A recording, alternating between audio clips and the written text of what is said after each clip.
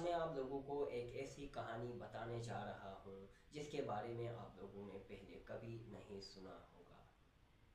कुछ टाइम पहले रहीम यार खान के एक हॉस्पिटल में एक 5 साल का बच्चा एडमिट होता है, रिहान नाम के साथ। उस बच्चे को ज़्यादा खांसी आती थी और सांस लेने में दुश्वारी होती थी। आमतौर पर ज़्यादा खांसना और सांस लेने में दुश्वारी उनको चेस्ट इन्फेक्शन, एलर्जीज और दमा के सिम्टम्स में शुमार किया जाता है।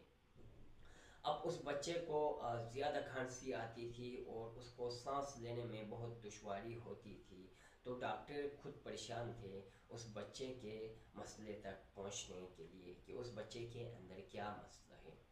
जब डॉक्टर्स ने उस बच्चे का सीटी स्कैन किया तो उसकी बॉडी के अंदर एक मांस मौजूद था।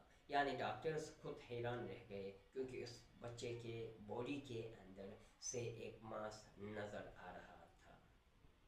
यह मांस एक इंसानी स्ट्रक्चर में क्लियरली नज़र आ रहा था। अब ये जो मांस था ये हमारे फेफड़ों और दिल के करीब मौजूद था, तो इसलिए इस बच्चे को सांस लेने में दुश्वारी होती थी क्योंकि जो हमारा दिल होता है उसके करीब ये मौजूद था। आरोटा होती है, वहाँ पर एक नाली होती है जहाँ से ऑक्सीजनेटेड ब्लड, प्योर फॉर्म में ब्लड हमारे जिस्म के तमाम हिस्सों तक जाता है।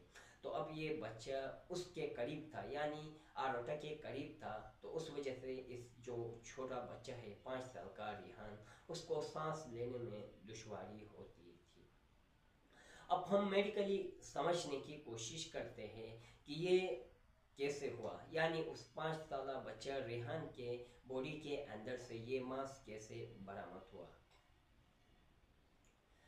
ये प्रेगनेंसी के शुरू में होता है जब माँ की बॉडी के अंदर दो ट्विंस बन रहे होते हैं। जब माँ की बॉडी के अंदर पैरासाइटिक ट्विंस बन रहे होते हैं तो ये होता है। जब दो ट्विंस माँ की बॉडी के अंदर बन रहे होते हैं तो उनमें से एक अपनी कुव्वत खो चुका होता है और दूसरी के बॉडी के अंदर चला जाता है, यानी वो अपनी सर्वाइवलिटी खो बैठता है। अब एक जो फीटस होता है दूसरा फीटस की बॉडी के अंदर चला जाता है और वो वहाँ पे अपनी ग्रोथ करता है। अब जो इसको कहते हैं फीटस इन फ्यू। अब जो बॉडी होती है फीटस के, उसको कहते हैं जिसके अंदर ये बन रहा होता है। जैसा कि अब रिहान है हमारे पास, तो ये एक क्या था, उस टाइम फीटस था और जो फीटू कहते हैं उसकी बॉडी के अंदर से जो मांस बन